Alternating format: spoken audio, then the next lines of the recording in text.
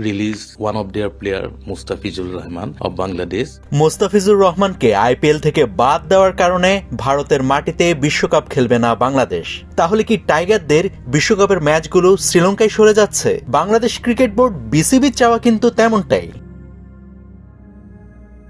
এদিকে টাইগার সমর্থকদের জন্য সুখবর হচ্ছে, আইসিসিতে আবেদনের পর বাংলাদেশের বিশ্বকাপের ম্যাচগুলোর ভেন্যু ভারত থেকে শ্রীলঙ্কায় সরিয়ে নেওয়ার বিষয়ে আইসিসি ইতিবাচক সিদ্ধান্ত নিতে পারে। ঠিক এমনটাই ইঙ্গিত দিয়েছে ক্রিকেট ভিত্তিক জনপ্রিয় ওয়েবসাইট ক্রিকবাজ। একটি প্রতিবেদনে তারা জানিয়েছে, আইসিসি এই বিষয়ে ইতিবাচক সাড়া দিতে পারে, যা বাংলাদেশের জন্য আশার বার্তা।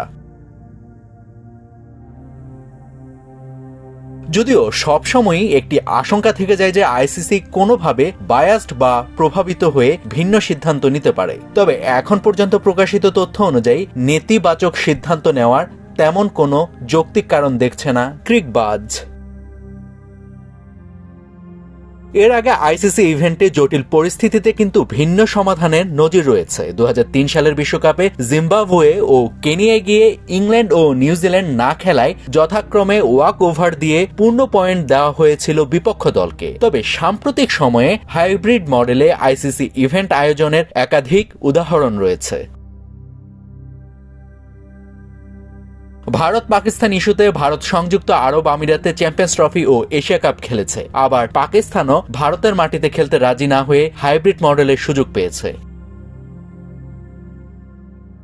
ভারতের পাশাপাশি শ্রীলঙ্কাও আসন্ন টি-20 বিশ্বকাপের আয়োজক। এ বাস্তবতায় বাংলাদেশের ম্যাচগুলো শ্রীলঙ্কায় আয়োজন করা আইসিসির জন্য নতুন কোনো বিষয় নয় বলেই মনে করছে ক্রিকবাজ।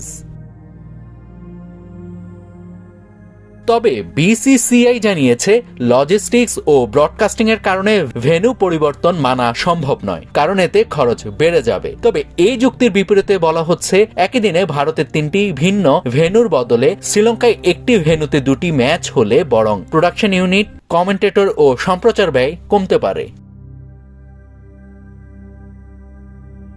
বাংলাদেশের একাধিক ম্যাচের সূচি বিশ্লেষণ করলে দেখা যায়, শ্রীলঙ্কার কলম্বো বা পাল্লাকেল্লেতে একই দিনে ব্যাক টু ব্যাক ম্যাচ আয়োজন করা সম্ভব, যেমনটি বিপিএল বা অন্যান্য ফ্র্যাঞ্চাইজি লিগে নিয়মিত হয়ে থাকে। এতে এক ইউনিট দিয়েই 2টি ম্যাচ কভার করা যাবে, যা ব্রডকাস্টিং খরচ কমাতে সহায়ক হতে পারে। সব মিলিয়ে সাম্প্রতিক সময়ে আইসিসির হাইব্রিড মডেল গ্রহণের নজির এবং ক্রিকবাজের প্রতিবেদনের ভিত্তিতে বলা যায়, বাংলাদেশের আবেদনে আইসিসির ইতিবাচক সাড়া দেওয়ার সম্ভাবনাই আপাতত বেশি। নাভিদ হাসান, সোনালী নিউজ।